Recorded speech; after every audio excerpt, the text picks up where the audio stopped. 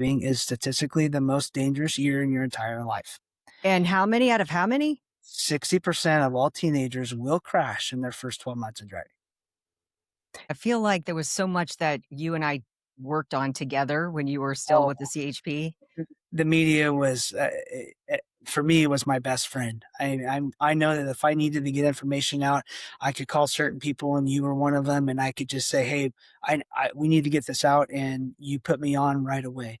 But yes, there's lots of media campaigns. There's click it or ticket for seatbelts. There's child safety seat campaigns, which you and I worked really closely on many times. That was Um, a huge that got that day. yeah, and then we had your inclement weather, your fog, your snow, your rain, uh, wind, all of Wait, that kind of stuff. how Uh, long were you a CHP officer? You just retired a couple of years ago. I And did. but was it I 20 or 30 years? How many years well, did you no, do?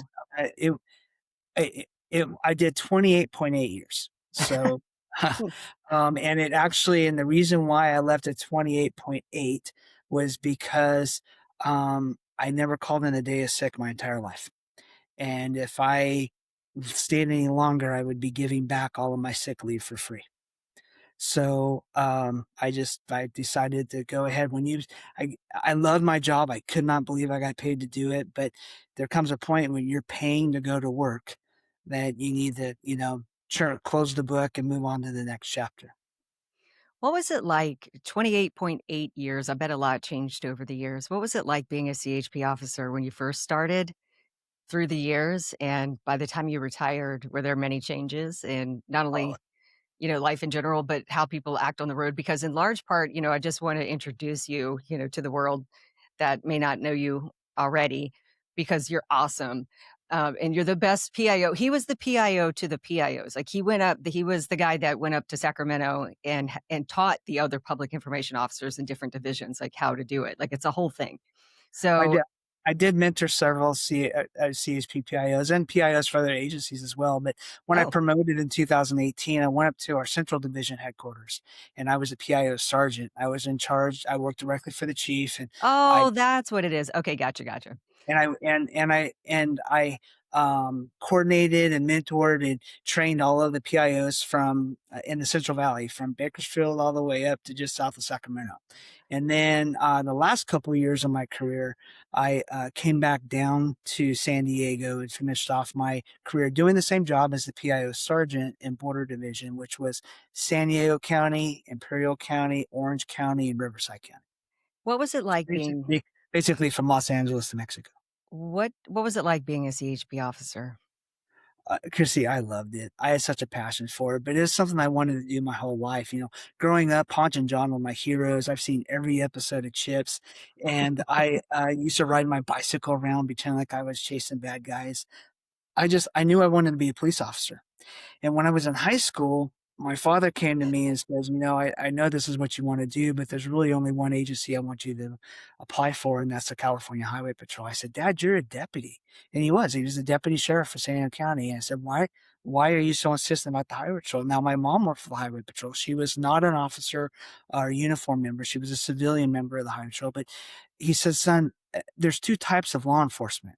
You have general law enforcement, you have traffic law enforcement. I said, yeah, but you both get a badge, uniform, and a gun. He says, no, son, it's what you do. You see, in general law enforcement gets called to solve society's problems. When society can't solve them, law enforcement has to come solve it for them. And in general law enforcement, you typically 9 out of 10 times deal with society's problem children who can't solve their own problems. Hmm. And you're spending so much time on these problem children in society, and it really has a negative effect on your outlook on life because that's all you're dealing with is the problem children from society Hmm. 90% of the time. Whereas in traffic, 9 out of 10 people you deal with are Joe Blow, good American citizen. They made a mistake. They respect you for the job you do. So he says, son, do you want to deal with jerks all day long, or do you want to drive fast and chase bad guys and then get paid a lot more money too? The California Highway Patrol is on the higher end pay scale as far as law enforcement is concerned in the entire state. And they have significantly they have really good benefits compared to other agencies. And because of that, the Highway Patrol can be very strict typically on who they hire compared to other agencies. And they, for the most part, our standards are higher than some competing agencies. We don't do signing bonuses. We don't pay you $50,000 to come work for our department, and we don't take laterals, meaning that You don't take what? laterals, meaning Oh, that if you are a police officer or a deputy with another agency, that's fine. You can come work for the highway patrol, but you're still going to have to go through our academy. You're going to have to prove to us that you are still worthy to be on the highway patrol. yeah, it's a Um, different job. That's what I'm hearing you say. I never thought about that one day in my life, like the San Diego PD or just local PD versus a state agency. You and I did a story together on safe driving one time, and you taught me how to drive and taught me about. You also told me about high visual horizon and how CHP officers have to pass a certain driving test, and if they don't pass it, they can't be uh, officers. What's the deal with that CHP, driving test? the CHP driving school up in Sacramento is one of the best in the world. And you will fail our driving school if you can't do what we call HVH, which is high visual horizon. It's the single most important thing you can do as a driver, and it applies to everybody, not just officers. It is the act of you looking as far down the road as you can possibly see. And Chrissy, when you force yourself to do it, because you have to force yourself to do it, it's unnatural. It's not something you do naturally. You have to force yourself to do that. And when you do that, you'll be amazed because you'll not only be able to perceive, you'll be able to predict what's going to happen in front of you and be prepared for it. And EVOC, emergency driving operations course, that is so imperative because the speeds and the attention, all the things you're responsible for are happening so quickly. You have to have every millisecond available for you to perceive and predict and react to what's going to happen in front of you. So when a CHP officer is in pursuit, maybe it's somebody who's not pulling over, somebody who is, they're actually looking as far on the horizon as they can, and then when they're actively following someone, and then Correct. letting all that other fill in between Yes, them and the horizon. absolutely. That's incredible. That seems like it would be really hard. It is, and it's stressful. And it takes a lot to be able to do that, which is why not everybody can do it. And there's been studies, and when I was talking about the laterals from other agencies, there are studies that most of the officers from other agencies would not meet our standards for the highway patrol, which is why we don't take laterals into our academy. At least that was the stance when I was there. I don't think that's changed. I haven't heard that that's changed, but that's the reasoning behind it. And when we're hurting so bad for officers and qualified individuals, there's always an argument on both sides saying, well, we have all these rock stars for these other agencies that want to come to the highway patrol and they want to make more money. Why don't we just let them come? But they don't want to go live in Sacramento for 6 months and go through a paramilitary living academy like West Point or Annapolis because they feel like they've already done their dues. Well, that that's fine, but the truth of the matter is, according to the studies that they did, a lot of them would not have passed the highway patrol academy. Okay, so let's go back, 30 years. Tell me what it was like when you first started. So you passed was it hard to pass the academy? I mean, were there and feel free to Oh, drop in all your funny stories, whatever, comedy you can get in the mix because I know there's plenty. I mean, it turns out you guys see some pretty terrible stuff on the freeways and on the roads, and we could talk all day about the terrible stories, I'm sure, but there has to be some comedy here too. there is. So when I came on in the early '90s is when I first applied. I shouldn't say early '90s. I first applied in 93, 94. Affirmative action was still a thing. And if you were a Caucasian male, you had to get a perfect score on your oral interview in order to move on to the next step. And fortunately, I was able to do that. Talking is not something that comes hard for me. So I was able to articulate, and plus growing up in a law enforcement home, I was able to do my due diligence on my research and I was prepared for the interview. So anyways, I got a perfect score and I was able to move on to the academy. I will tell you that that was the first time in my life that I had left to live anywhere else than El Cajon. was when I went to the academy because I was born in El Cajon Hospital. I went to school in El Cajon. My parents lived in El Cajon, and I went to Cuyamaca College in El Cajon, and Oh I my was god. ready to go to San Diego State. And after I got my associate's degree, but I ended up taking my finals 3 weeks early because they took me up to the academy. And oh wow, that is the first time. And then I went to the academy, and there's all kinds of stories about that. But it's a paramilitary living academy, just like it's modeled much like West Point or Annapolis.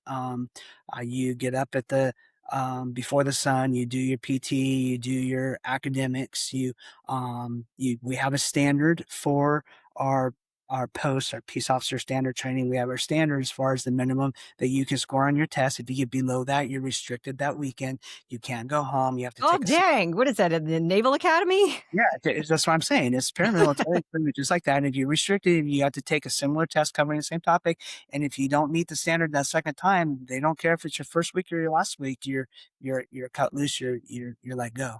I started the academy with 167 cadets. We graduated with 113. And Jeez. right before I graduated, they opened up the Otay Mesa inspection facility down at the border with Tijuana. It was at the time the largest inspection facility in the world, and it was a site, and it's still one of the largest, if not still the largest. Is that So what is an inspection? Is that where there's a stop, like, or what is that? all the commercial traffic coming across the border gets inspected. By So CHP, not Border Patrol right. Well, or Customs? it goes through customs first, and then if it's cleared through customs, then it comes through our inspection facility, and then we inspect it another time. So Oh, we're mainly looking mostly for mechanical violations, where they're mainly looking, customs is mainly looking for um, cargo and bad stuff coming into the country, or unauthorized items, I should say. So, anyways, right before I graduated, they opened up that inspection facility and they took a bunch of officers down there to fill it. Well, that was great for me because I left all these openings down in the San Diego area, and I was able to come straight down to San Diego from the Highway Patrol Academy, which is unheard of. Typically, you have to go to LA, um, mm. the Bay Area, or the desert. And Why? LA has a lot of turnover just because it's expensive, and the type of work you have to do, the traffic congestion is just, it's very, So very, it takes a toll on you. you're telling Um, me that CHP officers don't even wanna work in LA because of the traffic? I'm telling you that most of your officers in the LA area tend to be junior officers, and they want it's not really it's not really a good place to raise a family either, as far as Yeah. suburbs with schools and nice houses, and being able to. Now, I'm not saying guys don't make careers out of that. One of my best friends from the academy worked in Central LA, which was the same office they filmed Chips out of, and he did that his entire career, and he was on a motor, and he commuted um, from the Temecula Marietta area every day. And Oh, boy. anyways, Yep. but so LA is common just because it has a high turnover, and then the Bay Area is just so expensive. I will tell you that there are several officers up there where not one of their officers live within the boundaries of their jurisdiction for that, or primary jurisdiction for that office. Um, and all the guys have to commute because you can't afford to live there. I mean, you're talking $4,000 for a studio apartment. And guys are trying to, and then you have court, and you're off time. And there's guys who have studios with bunk beds and sleeping bags just so they could, split the rent. And so it's just so expensive on a CHP salary. We don't get paid differential depending on where you work. So you take a place like the Central Valley of California, where the cost of living is much less expensive. The weather's not great, but the cost of living is much expensive. But yet you're in the 90th percentile of income earners as a CHP officer, and you live very, very comfortably there, Mm. raise your family of because of Cost of living. the Yeah. cost of living. And then the desert is also the other place that cadets go, and it's just because it's so hot. And it's not fun going out there and directing traffic with all your gear on when it's 120 degrees outside. Mhm. So Mhm. those are the three primary areas most of the cadets go to. And you go there for your first year, and then once you do your first year, you make it off probation. Then you can put in a transfer anywhere that you want where there's an opening, and you'll get that as long as there's not a senior officer who has more seniority than you that wants that spot. And everything goes off your badge number. Your badge number is everything. We call it our VIN. They say whatever your VIN is, it goes. Look down and look at your badge number and see what that is. And if somebody with a lower number than you wants that spot, then they get it. So, That's what uh, you call seniority, yes, right? yes, seniority, yes. So, anyways, You went uh, to San Ysidro. no, How I it didn't. I didn't go San Ysidro. San Ysidro took a bunch of officers, so I came back down. I was able to come straight back to El Cajon. And oh. I did my first 24 years, as you know, in El Cajon, and I was a public information officer for the El Cajon Command from 2003 till 2013. So does that mean that you also beat the street? I mean, were you out on the road writing tickets and So, everything still as well? so my first few years on the department, I worked the road. I worked both mornings, afternoons, and graveyard. And then in 1998. I was asked by the commander, along with two other officers, to start a thing called the communities. I'm sorry, no, it was 98. It was 2000. In 2000, they started this thing called COPS, which is community oriented policing. And you probably remember that. So we started that on the highway patrol. And I was on the team of 3 officers for the El Cajon office, where we went out and we basically met with the community. We addressed their problems and addressed their situations. And the beat officers liked it because they didn't have to handle those calls. They could go out and, crush crime and save lives. And they didn't have to worry about doing all the public meetings and all that, all the community oriented stuff. So I thoroughly enjoyed that. And I was at a meeting with the commander when I was on that team. And this certain neighborhood, and I won't say which one it is, but they lived on the public road, but they pretty much wanted their own private guard shack. And they were upset because there was people from one community that were using their neighborhood as a shortcut to bypass traffic in the morning commutes. And they wanted us to, limit the traffic going through them. They wanted all this other stuff. It's a public road. We couldn't do any of that. Yeah. And they wanted speed humps and they wanted all this other stuff. So, anyways, when we got there, they were very, very adversary, Av- and they're just their demeanor. And we met at this neighborhood meeting, and the commander and I did. So I took their questions, I addressed each one of their concerns, and when we left there, they literally were shaking our hands and giving us hugs. And so we walked out to the car, and the commander looked at me and goes, "How did you do that?" I said, "How did I do what?" He says, they were not happy when we got there. And when we left, they were very happy. And I said, "Well, boss, you don't tell them what you can't do for them. You listen to their problems, you provide an explanation, you tell them what you can do for them, and then you do it. It's not that hard." He goes, Oh, you're I gonna would be have my thought you Oh, he said, I'm sorry, can you repeat that? He said what? he said, "You're gonna be my next PIO." Because you really didn't. I mean, what could you do for them? I would imagine that you would have gone in there and been like, "I'm Brian Pennings," but no. I mean, it's like, what could you have done? You can't control you can't reroute. So I mean, it's no, what no, did you you can't. actually do for them? Like, I'm So curious. what we did is we went up, we did vigorous enforcement, and we did You speed. discouraged. It was a discourage campaign. And we vigorously enforced the laws of the vehicle code. And we and then I went back to the meeting, and guess what? What? 80% of the citations we wrote were not to people cutting through their neighborhood, they were their own neighbors. And I told them, I said, "You all need to start policing yourself." Oh, that's hilarious. So they were trying to get you to like, they were like, yeah, yeah, get them. And then meanwhile, they were the ones that were It, actually doing the it most. was their own neighbors that were speeding through their neighborhood. Yes. Wh- Overall, on the freeway, because you don't write, do you write tickets on surface streets, or was this a state road or something that you were writing tickets? I'm not really sure, but what did you write the most tickets for? So the California Highway Patrol has jurisdiction in the entire state of California, Okay. cities and counties and freeways. We even have agreements with Arizona, Nevada, and Oregon that we have, reciprocity with them. And if we see something, we're not the primary agency in charge, but we still have police officer powers. The only place we can't go is Mexico. Anyways, but primary jurisdiction, investigating a jurisdiction, the Highway Patrol in California has all freeways, regardless of where they're at. Hmm. They have all surface streets in the unincorporated areas of the counties. Okay, so outside city limits. Okay. And they also have primary responsibilities on any state property, regardless of where it's at. So if there's a DMV building and the DMV building is located downtown San Diego, well, that's state property. And the Highway Patrol has primary investigating authority and responsibilities for that property because it's state property. I hear Adam Carolla on his podcast talking all the time about how annoyed he gets when there is no one around and there's a red light.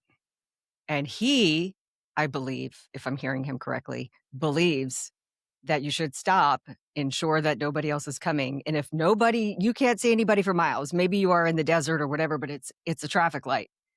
He believes drive through adamantly. However, what do you think? Well, I will tell you what the law says, and then I'll give you my personal opinion. Okay. The law says you can't go through it. It's a red light. You have to stop and you have to wait until it turns green. Okay. That's what the law says. If you choose to do what Adam says to do, there is an absolutely enormous liability gorilla that you are putting on your shoulders. That if anything happens as a result of you breaking the law, you have primary responsibility civilly of those actions. And if you're going to do that, Adam, you need to be absolutely 10,000% that nothing absolutely isn't going to happen, because if it does, you're going to be responsible. Now, There's Go ahead. With that said, there's officers that why not? This happens on Graveyard. We'll see a car go through a light and go, well, how can their light be green and my light be green? You know, and it's oftentimes that impaired drivers do that. And people who are under the influence, maybe not only just alcohol, but and/or drugs.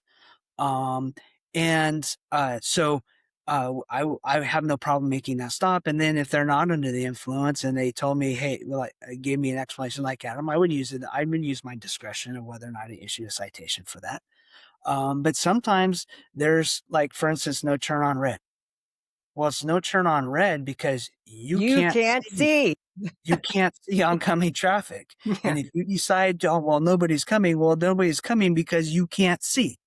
There's other times where they use no turn on red because it backs up traffic, and it causes gridlock because left turn and through traffic can't make it if you're making right turns on a red light. So there's other reasons for that. But that's basically my response to Adam's explanation.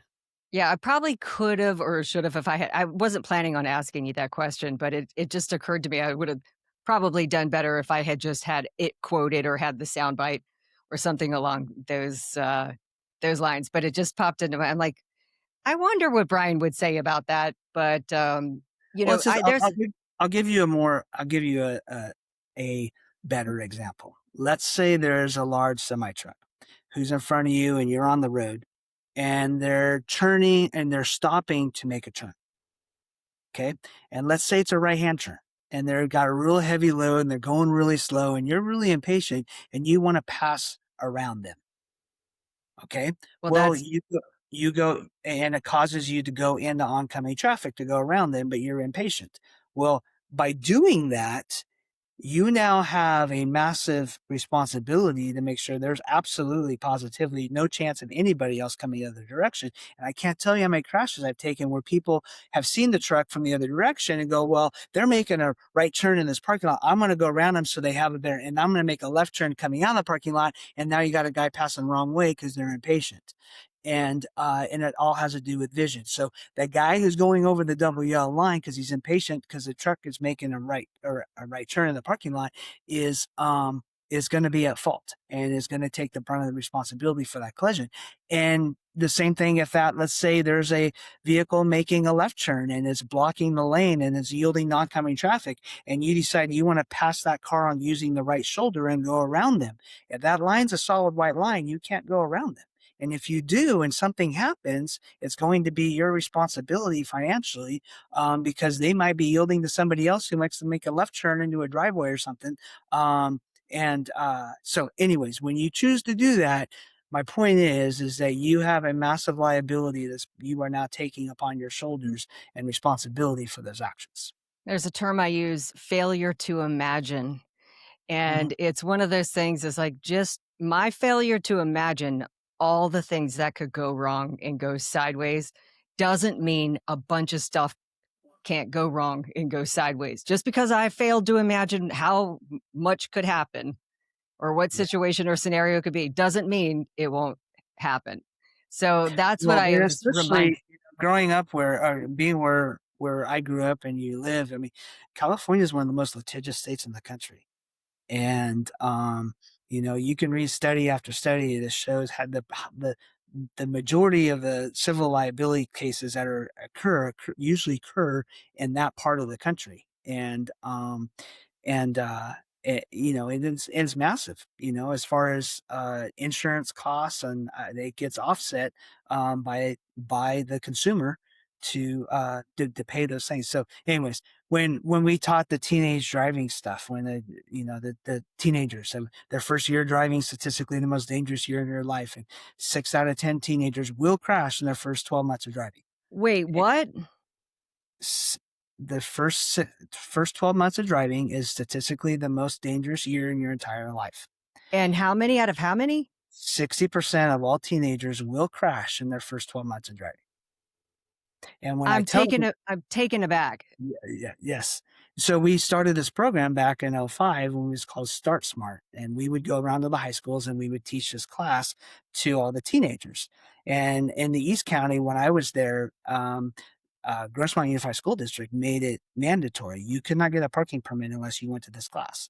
And it was mandatory. Parents went with them. And you watch all the parents, they're all torqued and they're all upset because, man, I'm missing my football game, or I did this. I haven't crashed in 30 years and I've never had a ticket. And I don't know why I got it. Well, when I tell them that, I start off by telling them that they're, it's the most dangerous year of their kid's life they're about to enter into, and there's a majority, 60% possibility that they're going to crash next 12 months. And by the way, you are financially responsible for their actions, everything you have had, going to have, because they are a minor driving a vehicle that's insured, registered, or co-signed to you. And if your teenager turns 18, that doesn't mean you're off the hook, because they're probably still going to be driving a car that's either insured, registered, or co-signed by you. And even if they have their own car and they're over 18, if they still live at home, you're still responsible. So that really wakes up the parents, and they go, "Oh, okay, I should pay attention, and I should make sure that they do these 5 rules of driving so that they don't crash." Let I feel like I have a 14-year-old son. I feel like I need to get a sip of water. Stand Okay. by. Okay, stand by. Hold on. I feel kinda terrified right now. Yes. What do you teach in this classroom? Well, first for Star Smart, we talk about, the dangers of driving.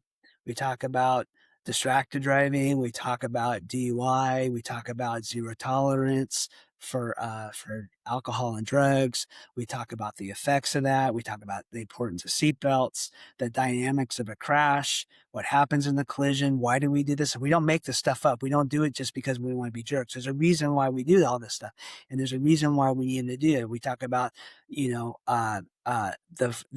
the fact that your force goes up exponentially with how fast you go. Remember that one story we did where if you do the difference between 55 and 65, your force goes up by 40%, Mhm. and just by doing those 10 more miles per hour. And so, anyways, we explain all of that, and then we give them the 5 rules of driving. If you slow down, if you back off, you maximize your elbow space, you look as far down the road as you possibly see, and you always check behind you before you back, regardless if you have a camera or not. You physically get out and check before you back. You will never be in a crash that's your fault, and you'll be able to perceive and predict 9 out of the 10 crashes you would have been involved in that aren't your fault by just doing those 5 rules. They're called 5 to Drive, and it's something that I developed and we implemented in that program. And then we sum it up by saying, hey, parents, pay attention, because if they don't do this, it's going to cost you financially and civilly. And you are operating one of the most litigious parts of the entire country. So pay attention. This is why it's important. So just as a presenter, you know this, you tell them, hey, look, you need to listen to me. And this is why. Then you tell them and you go, hey, you need to listen to what I just told you. And this is why, because I told you which of what you're going to hear. And this is why you need to pay attention. So So you taught me this. This was, I passed my driver's education, and I have a license and drive and successful driving and all that.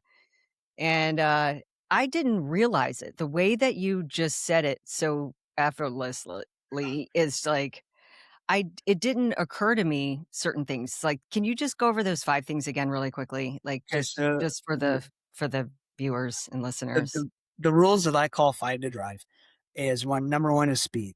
Okay. Why is speed so important? It has nothing to do with your ability to drive. It has everything to do with your physical inability to stop, because your force goes up exponentially with how fast you go.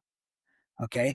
And the difference between, if the speed limit says 55 miles per hour and you decide you want to do 65 instead of 55, your force just now went up by 40%, because it goes up exponentially. Okay. So slow down, because it has everything to do with your ability to stop. It has nothing to do with your ability to drive it or how awesome your car is. It has everything to do with the laws of physics, and that your speed causes your force to go up exponentially. So that's why rule number one. Rule number two is following distance. Why is following distance so important? Because the law says that you have to drive at a speed and a distance where you can perceive and react to anything that presents itself in front of you. And your failure to imagine what could Yes, present itself in front of you. because you are failing to Um, follow at a safe distance. yeah. So this is what you have to ask yourself. Is it 1 second for every 10 miles per hour? It could be. Is it always? No. Is it 1 car length for every 10 miles per hour? It could be. Is it always? No. This is what you have to ask yourself. If the person in front of you dynamites their brakes and comes to a stop directly in front of you because they have an emergency that you are unaware of, are you following at a speed and the distance where you can perceive and react before you drive up their tailpipe? Because if you're not, it is your fault. And what are the factors? How fast am I going? How much do I weigh? And what are some contributing factors? My coefficient of friction on the highway. Okay, Is how it good are my is it raining? tires? Dry as or rainy? Am I on asphalt? Am I on concrete? What is the coefficient of friction factor? Am I going downhill? Am I going uphill? What is the slope, and it's called? It's called the coefficient of friction. Mhm. Anyways, those are all the factors that are determined. So when you are, you know, hauling a trailer behind your truck, your pickup truck, let's say you're going to the lake, or you got your boat behind you. Well, your following distance is not the same as without your boat, because you have you have several thousand pounds behind you that are going to be pushing you forward if you need to hit your brakes. And then, and the other thing I want to show is that, so if you take your hands and you rub them together, you feel heat. It's called kinetic energy. Okay. Your Yeah. forward momentum can only be converted into one thing, and that's kinetic energy. In your vehicle, that's the heat in your brakes. The hotter your brakes get, the less efficient they are. Okay. It takes the same amount of heat to slow your vehicle from 90 miles an hour to 70 miles an hour as it does to stop your vehicle from 70 to 0. So let me say that again. It takes the same amount of heat, kinetic energy, to slow your vehicle from 90 to 70 as it does to stop your vehicle from 70 to 0, Oh, because because your force goes up exponentially with how fast you go. So those are your first 2 rules. Slow down and back off. Okay? Now the third rule is your lateral space cushion, your elbow space. You need to maximize that elbow space. Don't be driving right next to somebody. Don't be, if you're going down a street, don't be hugging those curbs, gutters, sidewalks. Move over and hug that center line. If a car comes the other direction, split the difference, slow down, maximize your elbow space. Okay. That's pretty self explanatory. Then the fourth rule is the most important. That's the high visual horizon that we already talked about. Single most important thing you do, look as far down the road as you can possibly see, because you'll be able to perceive and predict what's going to happen in front of you. So slow down, back off, maximize your aerospace, look as far down the road as you possibly see. And the last and final rule is backing. Do not ever, ever, ever, ever get out of your, or back your vehicle out of where you are without physically getting out and checking behind you. Chrissy, you know that I've been to the better part of 1,000 fatalities. Four of those fatalities involved parents who did not check behind them and were involved in fatal collisions involving children in their own driveway. And I cannot begin to explain to you how heart wrenching that is.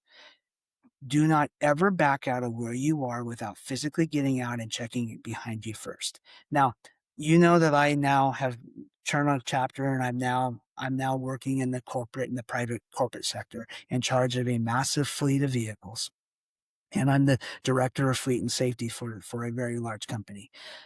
We have more backing collisions with vehicles that have backup cameras and sensors than do not have backup cameras and sensors. So do not rely on your cameras and your sensors. They give you a false sense of security. Okay. Do always, always, always check behind you physically and look before you back out of where you are. But what's the best rule of thumb when it comes to backing? That is, whenever you park, you physically check where you're going to park and then you back into your stall and then leave it. That way, when you leave, this is a cardinal rule for law enforcement. We never nose in our patrol cars. We always back them in because if we have to leave expeditiously, we don't have to worry about the backing maneuver, all that. We can pull straight out. So, but for the common citizen, it's a good rule of thumb and it's a good practice to get into is always back in where you park. So those are your 5 rules, Chrissy. Slow down, back off, maximize your elbow space, look as far down the road as you possibly see, always check behind you before you back. You will never be in a crash that's your fault, and you'll be able to perceive and predict 9 out of 10 crashes you would have been involved in that aren't even your fault. You know, So, that story that we did changed my life. Like, that is just I mean, I was an adult when I mean, that was maybe that was 10 years ago, you know, and it was just so enlightening. I just don't ever remember learning it quite like that. This is why you're the best communicator, the best. well, thank You you. know, I wasn't planning on asking you about this, but I will because it just crossed my mind as well. E-bikes and bikes. Here in California, I don't know what it's like around the rest of the country, but every other person here has an electric bike, and every other uh, community newspaper that I get in my mailbox is about how there's research that's showing that the e-bike injuries are off the charts. And I mean, palm to forehead, of course they are. You're going faster, you've got a heavier vehicle. And, you know, unlicensed people, you know, under 16 who don't truly, they haven't proven that, you know, with a license that they know the Yeah. rules to the road. So when I called you, you told me that here's the best case scenario for e-bikers, but let's take a look at it from the drivers, especially a new driver's perspective. E-bikers on the road, how has that changed things, and what do you have to say about that? Well, it's changed things significantly because a lot of times these guys are in and out of traffic, especially on surface streets and congested areas, because they're just whipping in and out of traffic on the shoulder, on the going across yellow lines, on the sidewalk, all kinds of stuff. I've seen some really crazy stuff with the e-bikes. I have too. I will tell you, I wasn't expecting you to ask me this. I haven't looked it up, but when I left a couple of years ago, the rules in California were that you had to be over 16. Civil liability applied. You don't have to show proof of insurance, but if something happens, you're liable for it. Okay. As like mom and dad. Yes, Yeah. and DUI applies as well. Um, so a lot of these kids, you go to elementary schools and middle schools, and a lot of these kids who are not 16 or anywhere close to 16 are riding e-bikes and electric scooters and all kinds of really cool stuff. but according to the California law on the highway, they have to be 16. So, and they also have Oh, to wear a helmet. So, um, anyways, which is very, very important when they run out of talent and they, lay it down. well, I guess I wasn't asking for, like, freeway, but I meant as far as, surface streets and that kinda I'm pretty sure, I have to go back and double check, but they have, I forget what it's called, but it's like zone like a tier 1, 2, and 3, Right. and at, like, tier 3, you have to be 16, but the other ones are just kinda pedal assist or maybe a little I guess it's the throttle that gets them into trouble, they just launch and And like I said, it's been I slept since then. It's been a yeah. minute since I checked. But the biggest thing is if you're a parent, you need to understand the consequences of that. Um, if you get something that goes 25 miles per hour, for instance, oh, that's the speed Yeah, limit, that's a category 3. That's you have to be 16 to have that one. and it's But even showing. Right, the consequences of impacts and stopping distances are insane with that, so, we, always would encourage elbow pads and gloves and knee pads regardless of which category you ride, and, of course, the helmet. Now here's the other thing with a helmet, okay? Your helmet does not do you any good unless you have it on. It does do you any good when it's hanging from your handlebars, okay? It doesn't do you any good if you have it on, but you don't have it buckled. And it does not do you any good if you don't have your chin strap tight. yeah, it's gotta So, be tight. if you remember what I taught the kids was to take your 2 fingers and go like this, and their helmet has to be within 2 fingers of their eyebrows. And then they take the same 2 fingers and put it underneath their chin, and if they can wiggle their fingers under their chin, their strap needs to go a little bit tighter. And those are your 2 tests for the helmet to make sure it's properly fit. Have things changed on the road with respect to big rigs? I'm hearing in news reports, of the last few years or so that there've been some pretty big collisions hurting drivers and people around them. And are robots driving trucks yet? Or I mean, and just for the record, this is not a political show. It is not a political question. This is I'm on the road and I want to know what I'm dealing with. I'm not asking about, politics or border or immigration or anything. It's just I just want to know what I'm dealing with. What Well, what do I need to know?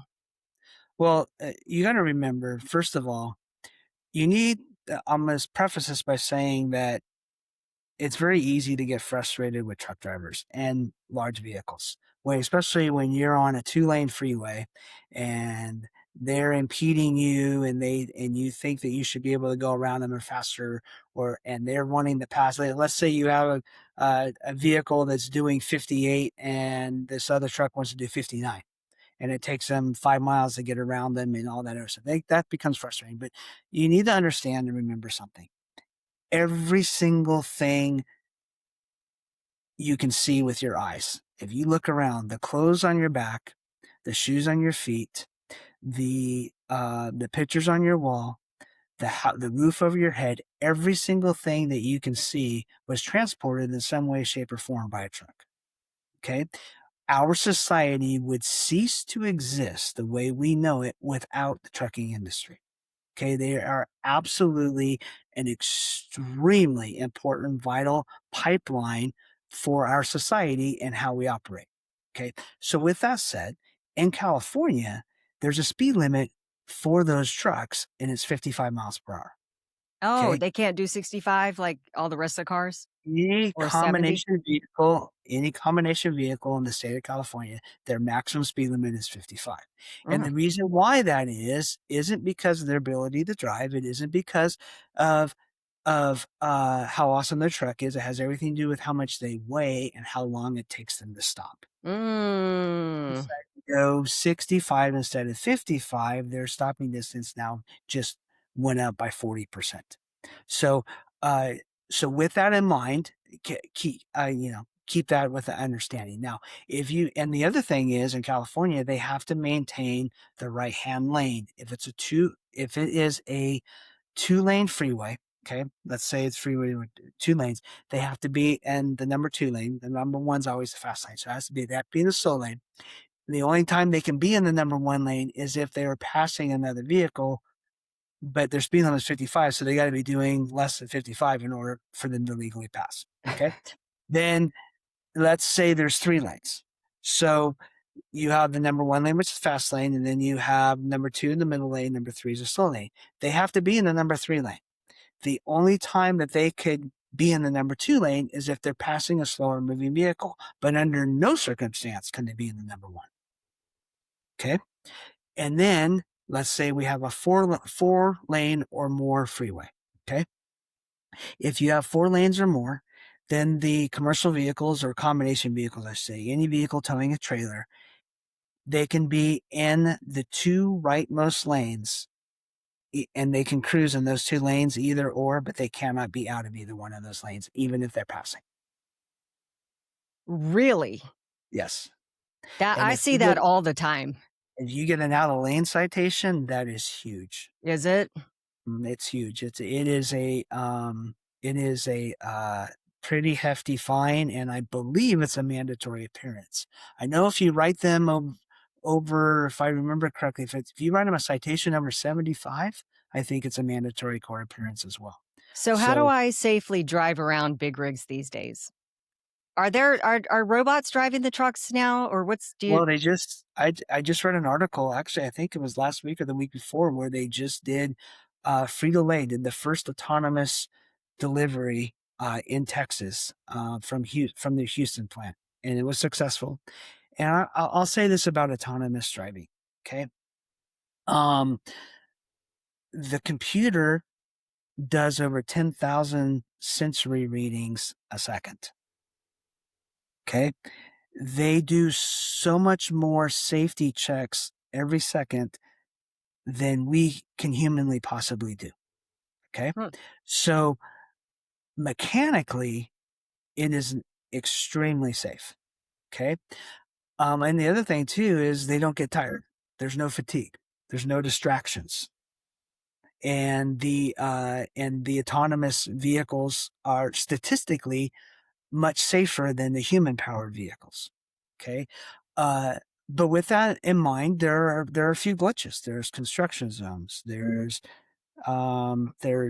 flares on the freeway. There's that kind of stuff where the cameras are like, oh, what's this? I have no idea what's going on. And, there's been some glitches with that kind of stuff. The way that uh, it is right now, as far as I know, still in California, is if you have, let's say, a electric vehicle that has an autonomous mode or a self-driving mode, you still have to be engaged. You still, as a driver, you still need to be able to take control if need be. But I'm going to tell you statistically that computer does a much better job of driving than we do. Really? Mhm. I took a test ride in a self-drive like a brand new, Tesla recently, and I was too, chicken to get behind the wheel, but I let the sales guy get behind the wheel and program it, and he took us over to the Chick-fil-A, didn't touch a thing, he's sitting there, he's monitoring everything, and the thing drove us all the way over to Chick-fil-A, all the way back to the dealership, and I was impressed, I was. I mean, it was perfect. It is pretty impressive. Unfortunately, there's been some cases where people have used him as their designated driver. An autonomous vehicle is not legal for you to use as your designated driver. Okay, so He's you can't go get hammered and then get in your You have to have a valid driver who is sober behind the wheel of the vehicle, even in autonomous mode or in self-driving mode for your vehicle. Brian, can you imagine pulling over a self-driving vehicle and giving the person who was driving a breathalyzer test? Well, Can you uh, imagine? Have you yeah, done that? when I worked graveyard, we did have some self-driving vehicles that were involved in collisions, and and the driver was impaired. So Don't do that. yeah, yeah. Don't do that. Okay, so tell me what I need to know about driving on the freeways or just safe driving, because we were talking about trucks, and is there anything in particular? Do we need to give more elbow room with them Well, or yeah, so your feel lateral speed cushion is imperative with the trucks, but you also have to remember that they're driving their vehicle's 8 feet wide. Okay, the lane on the freeway is 12 feet. They don't have much room. Okay. So you need to give them latitude, you need to give them space. You also need to have a following distance where if you can't see their mirrors, guess what? They can't see you. Interesting. Okay. All right. And so if you're following behind them, they have no clue you're back there if they can't see you.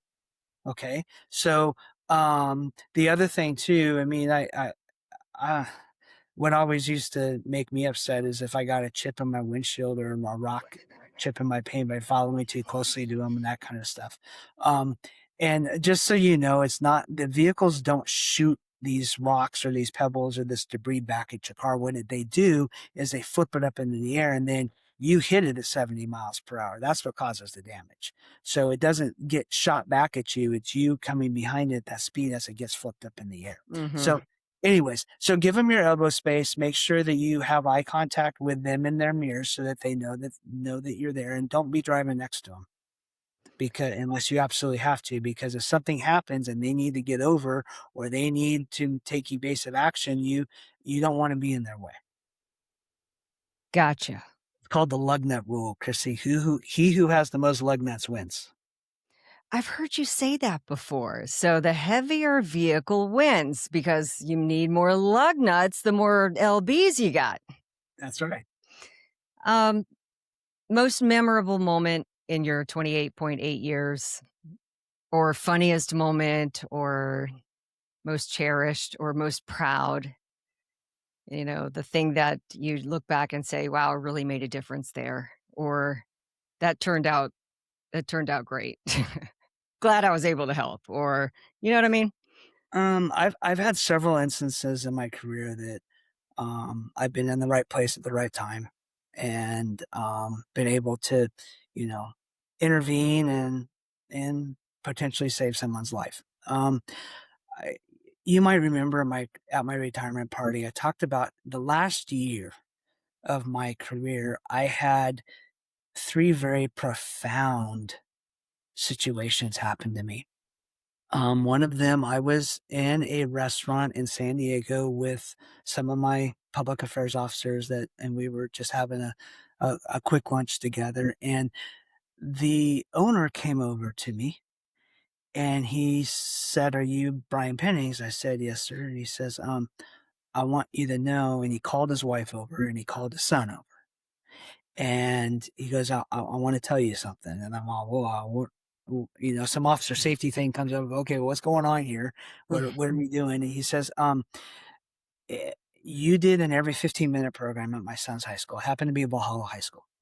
And I was not for it at all. And if you remember, every 15 minutes, someone's killed by a drunk driver in our country. And yeah, it's a 2-day program. We go, an educational program to let teenagers know the effects of alcohol and the consequences of them, and drunk driving. And so, anyways, it's very emotional. It's a very powerful program without going into all the details. But he said that it changed his life. He was a raging alcoholic.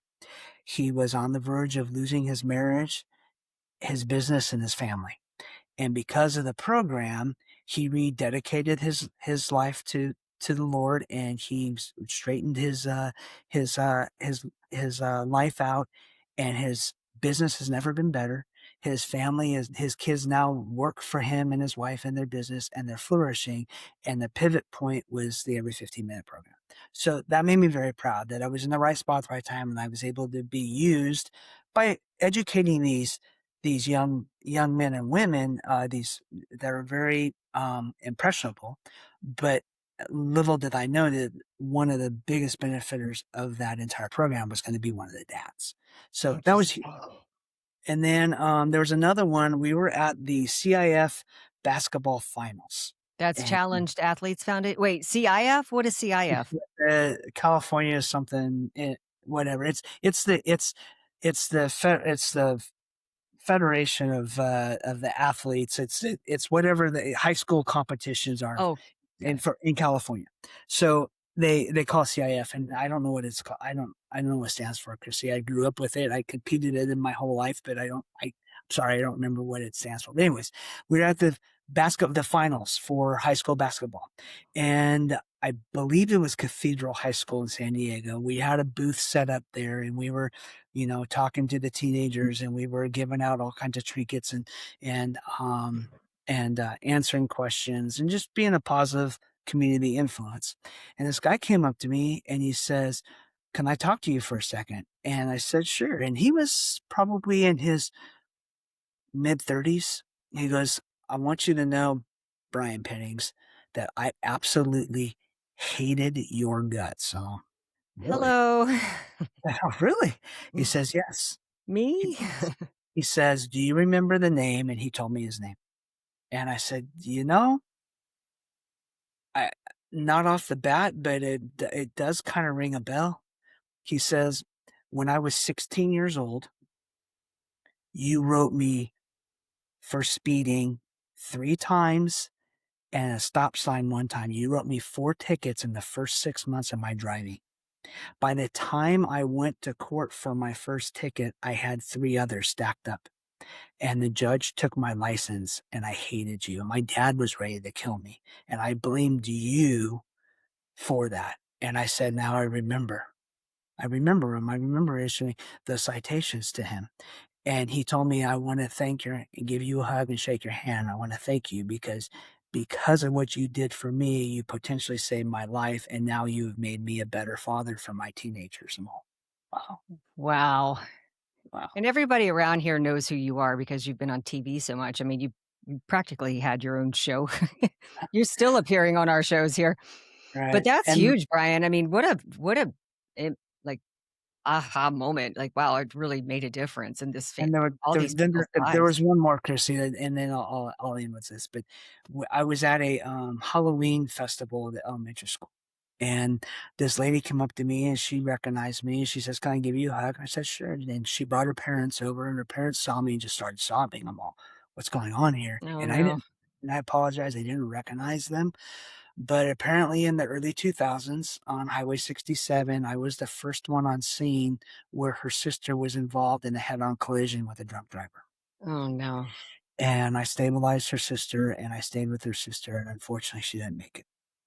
And I testified during the trial, and they were there every day during the trial.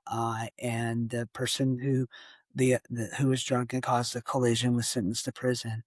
And she uh, told me that knowing that I was there with her sister as she was passing, and they were able to have some comfort in listening to me testify and tell the story. And then, mind you, this is the first time I've talked to them. During the trial, they never talked to me. I didn't Mhm. recognize them.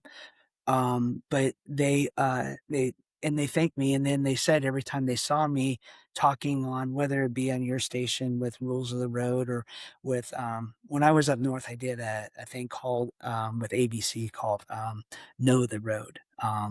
And so anyways, but whenever they watched that, they would have some comfort because they know that I was with their loved one as they were passing.